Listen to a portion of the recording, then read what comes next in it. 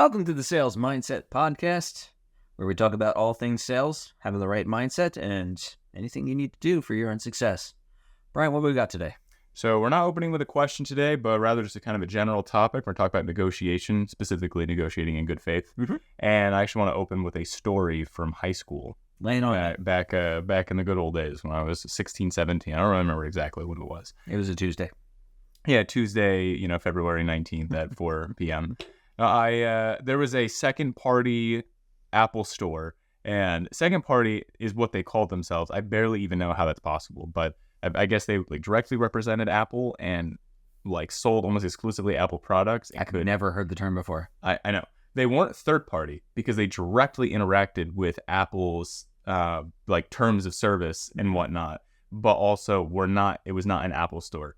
I don't An authorized service? Yeah, I guess like an authorized reseller and service provider. Let's go with that. Yeah, so they were involved in some respect, but they also took non-Apple products as well. And I actually had two different run-ins with them where we negotiated kind of complex deals, and I kind of want to get your thoughts on, open it up to conversation, the different sets of it. Definitely went in probably a little bit more immature in the process, but it came out all right. Well, you were 16, yeah, excuse me. Yeah. I needed a new laptop, and my laptop at the time was one of, the gamer laptops, the light up keyboards and whatnot. That started to fall apart. The keyboard didn't work anymore, actually. Mm-hmm. It was definitely a little worse for wear. And I wanted a specific MacBook they had in the store. It was a MacBook Pro 2013, and this was 2016, 2017 at the time. Mm-hmm. I think 2018. I went in there, I saw I wanted this laptop, and I wanted to do a trade. I had this iPad that I'd gotten off eBay a few years before that, but I didn't really use it anymore for $300. And I wanted to suggest this barter where I came in with this busted laptop and this old iPad and offer them that for $500 off a MacBook Pro, the 2013 model. Which, looking back on, I kind of wish I would have asked for more because I might have been able to get more, but it shouldn't have flown because they were both outdated or broken products. At this point, there's a brand new machine. Brand new in the sense of it still functioned properly. Mm-hmm. And I went in there and I told the guy, I was like, I have these things and I want to have a $500 discount on this laptop. Obviously very respectfully. I remember I get text from him still sometimes, marketing text. He got my phone number from the whole arrangement. And he said, yeah, I don't know if I'm going to do that. And I'm like, okay. It wasn't a no? Yeah, it wasn't a no. I said, I don't know if I'm going to do that. And I said, well, the way that I see it is this laptop. I know you guys don't specialize in Windows stuff, but if you fixed the keyboard and sold it, you could get $500 to $700 off of this alone. This iPad, hardly used. It's a 2015 model or whatever it was, or 2016 model. You could sell that for $200-$300 as well. Mm-hmm. And I'm asking for $500 off, and I'm willing to commit to buying this right now. I will take this out of the store today. Mm-hmm. And he said, yeah, maybe come back tomorrow. I need to talk to my supervisor, yada, yada, yada. We'll figure this out. And I had to leave and came back. I came back the next day, and he was like, I can't do the 500. I'm like, all right, no problem, man. I'm not going to do it then. But, it's, if you want to say, oh, fine, give me a minute. And then I had to come back the next day with my dad, actually, because I was, 16 at the time and couldn't make some decisions, apparently, on financing by myself. And we ended up negotiating for another 30 minutes because he kept trying to talk down the 500 number. But eventually we solidified it, and I kept hampering on this, I will buy it today. And since then, I've kind of adopted this philosophy, which we actually talked about in the previous podcast, which I think that you have two primary powers as a buyer, and that is to walk away or to buy right now. So getting the ins and outs of the industry norms and what they're going to do with it, I tried to understand, looking it up, how much was this iPad worth if you're selling it at aftermarket prices after it's been fixed up? What do they do? How much does it cost to replace the screen? How much is it going to cost to fix this keyboard? And get an understanding of what their return on investment would be for these products.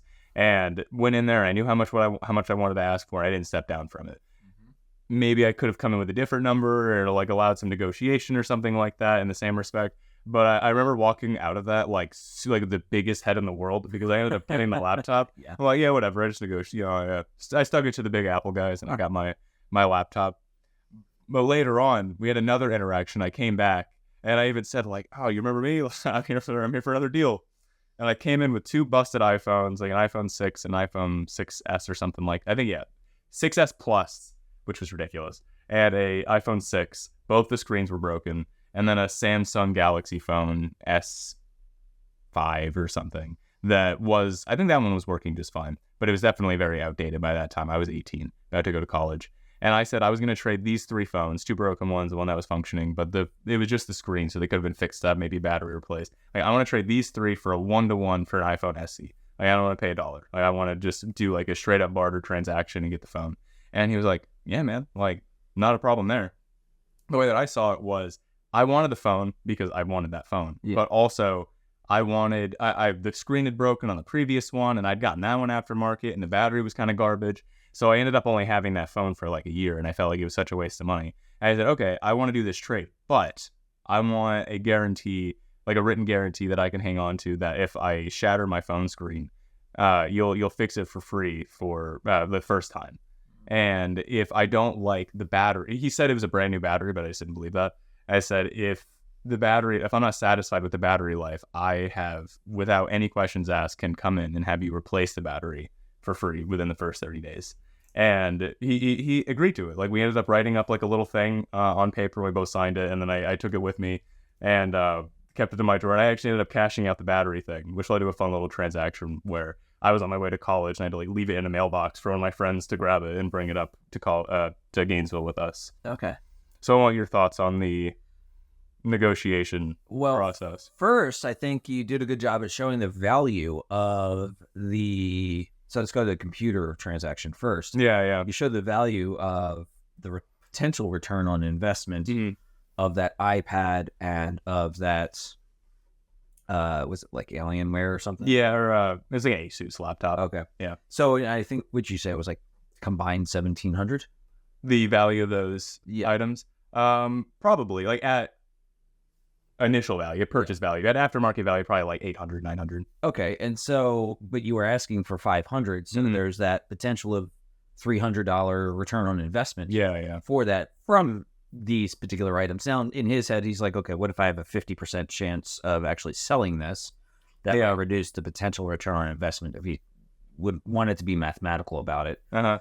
So, and then the second piece, he must have realized that you're giving him valuable stuff, and you in that transaction. So he's probably a little bit more willing to have that conversation. Plus, he knew what a hard ass you are in terms of those negotiations. So instead of the back and forth where he's trying to play with you and I guess find out how much you're willing to walk away from that particular deal, he knows if he doesn't take it, then you're just not going to do it. What you didn't have there is, okay, I'll go down to your competitor. Yeah. Where this is going to happen. There definitely wasn't a switching option in my at the time. Yeah, so there's actually a really good point, is that this worked in the absence of single competition or any competition. Now, you could always argue that you could have put it up for parts on Craigslist, Facebook Marketplace, or something like that, and that may have been going through his head as well. So, but either way, when you come in strong to a negotiation like that, and you have that good foundation, it does make it a lot better. And so what you can do is, if you don't actually have that foundation, you just have to lie about having that foundation, if you will, and fake it till you make it. As it is sometimes said, where you have to take that risk, and it's always a risk of walking away and still being stuck with all that broken equipment. Yeah. Definitely. There was an alternative, which was, like you said, sell it for parts, but it felt like more effort than what it was worth. It was, locating a concept and wanting to go after it, but put all the eggs in one basket, where if this didn't work, I was going to walk away with, with nothing in my hands. So when it comes to selling and negotiation, usually, I guess, we're going to be on the other side of that as salespeople, where the customer is willing to say, I'm done with this and I'm going to walk away. And I think it depends on the size of your organization with how much power you would have with your ability to walk away. Negotiation. Or as a salesperson, if you're a struggling salesperson and you just need to make that quota or that commission rate or whatever it happens to be, how much are you willing to give? Some people, if they're negotiating on price, they're negotiating out of their commission. And that's, I guess, up to the salesperson. How much of their commission do they want to give up in order to make that particular sale? my position, at least for our business, is not to negotiate, at least on most of our products and services. Yeah. And that's because they're already priced at a pretty affordable rate relative to the industry. So, and there's a number of larger businesses that I know they've stopped negotiating. There's like, the price is the price. Take it, that we've got plenty of customers. So there's like that supply and demand, which is part of your best alternative in terms of walking away. So if you've got tons of customers who want your stuff, then you're going to say no. If he has tons of people throwing junk at him, he probably would be more likely to say no to that particular transaction. However, if he didn't have many people who are doing that, then he's willing to take it. And especially if he's not used to hearing it. And that's something that when I teach negotiation, the first thing I used to say, and I say used to because there's another exercise that I do that trumps it, is just go out and negotiate on something.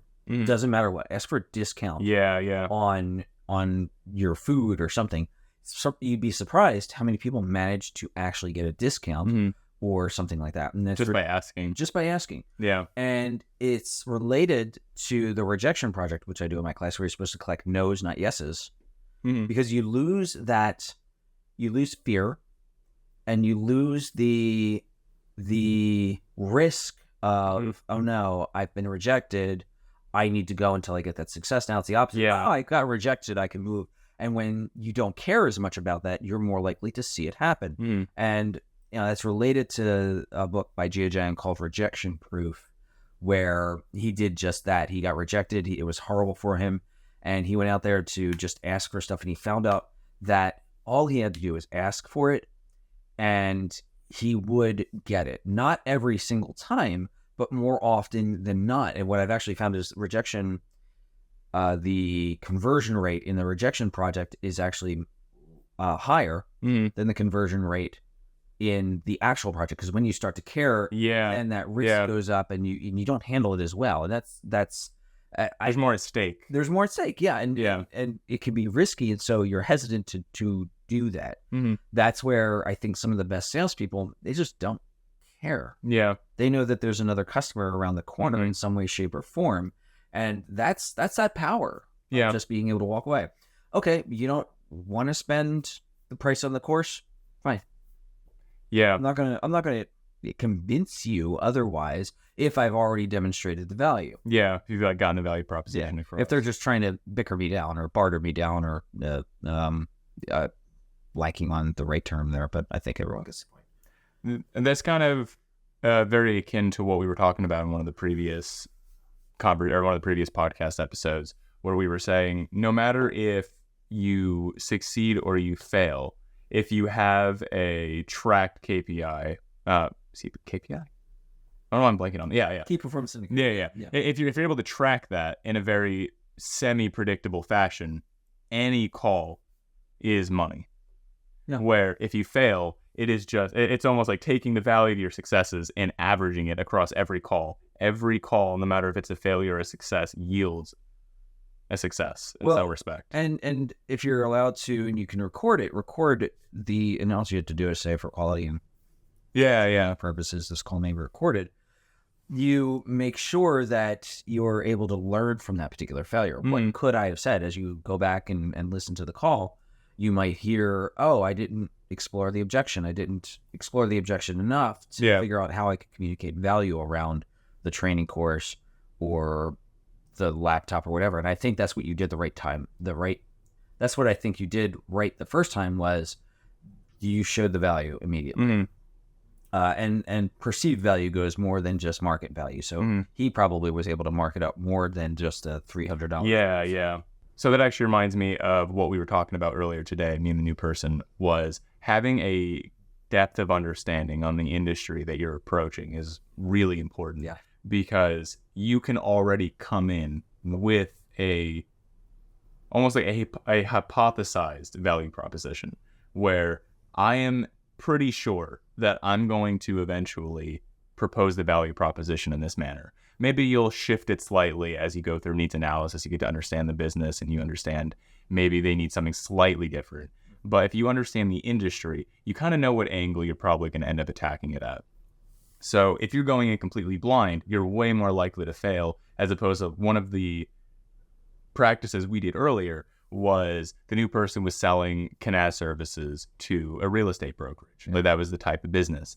And at first, they didn't really have an understanding about how a real estate brokerage worked. But if you went into it understanding how that works, like a real estate brokerage, at least your average one, is a little bit more hands-off in sales training. It's they hire people and they kind of run their own little businesses within the brokerage. And there's a little bit less discrimination on who they hire through the interview process. They're probably going to be taking in more people than your average, more, more management-heavy sales divisions. So coming into it with the concept of, I want to sell to a real estate brokerage under the value proposition that you will invest X amount of money for your people. Say you buy 5 seats, you've spent, in this case, $4,000. And if one of your agents sells something, you'll pay for the course for all of them. And having an understanding about how the business works will make it so much easier to present that material as opposed to going in blind and having to learn on the spot and build it around that. And I think that, not to, use my own example as an example, but going into the Apple store, having an understanding of what they do when they pick up the product, like how are they going to repair this? How are they going to sell it? What's the current aftermarket rate for these items after they fix it, to kind of go in with general numbers ready so you can show that. Yeah. So in negotiation, knowledge is power. Plain and simple. Absolutely. Knowledge is power. Yeah. And this is one of the reasons you need well-designed territories in sales. Because when you start gaining knowledge about the whole vertical that you're operating in, what you're talking about with the brokerages, that can be a territory that we focus on. And we're so young that we don't have territories designated yet. Yeah. But that might be one territory, one area where people are going into. We could decide to go into inbound sales, understanding the strengths and weaknesses and problems that often come from inbound sales, car sales, furniture sales, things like that. And so the more niche knowledge that you have, the easier and the quicker you're able to negotiate, communicate that value, so on and so forth. Yeah, sure. Kind of going back to what you were saying about just asking. This is kind of going off on a whole other topic here. But there was this little proverb that kind of was coined during the job hunt process last year when we were going to career showcase and whatnot through the university as senior students, where I'd like to say good things come to those who ask instead of good things come to those who wait, Oh, I love it. Where an opportunity is as good as its existence, basically, where you're talking to somebody and you know that they have certain positions available, but unless you specifically ask about it, or you specifically ask for an interview, or you specifically ask for the contact information, you'll never know if you're going to get it. Absolutely. And that's really the crux of sales. So I love that quote. I'm going to have to put that on the wall. Yeah. Things come to those who ask. And I think that's a great point to end this particular podcast. Do you have any final thoughts? I don't think so. That is the final thought. Good things come to those who ask. All right. Well, thanks for checking in, and we'll see you next time.